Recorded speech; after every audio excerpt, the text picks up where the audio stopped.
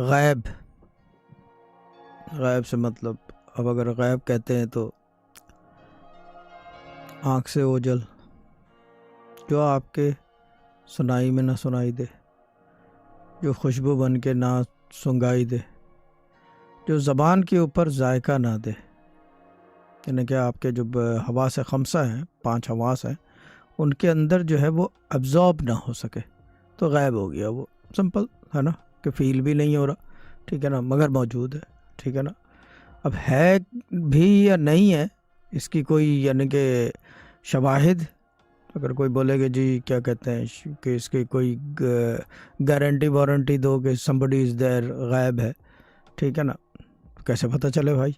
کس سے پوچھیں، کس کو بتائیں؟ It's very difficult. It's very difficult.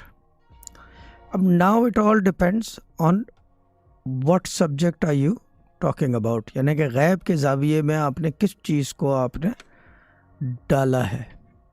اب غیب کے زاویے میں اگر یہ کہا جائے کہ جی کیا کہتے ہیں اللہ تعالیٰ ہے، اس کی ذات غیب ہے، is unseen، unknown تو نہیں کہہ سکتے، unseen کہہ سکتے ہیں، because the thing is that کہ we all know کہ موجود ہے، ہر جگہ ہے، پہلے سے تھا، ہمیشہ سے ہے، ٹھیک ہے نا. یعنی کہ وہ جو کسی کے لیکچر پڑھ رہا تھا 2+2 4 ہوتا ہے، وہ تھیوری میتھمیٹکس کی نہیں چلتی.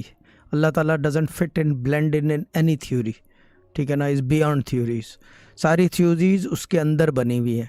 2+2 4 بھی جو ہے وہ اللہ تعالیٰ کے اندر ہی بنا ہوا ہے، is created in this world, ٹھیک ہے نا. 2+2 جو ہے بیسیکلی جنت یا دوزخ یا چاند ستاروں میں نہیں ہے، اسی جہاں میں ہے، اور اس جہاں کا حصہ، یعنی کہ اس جہاں میں جتنی چیزیں ہیں اللہ تعالیٰ جو ہے اس کے اندر بھی ہے اور اس کے باہر بھی ہے.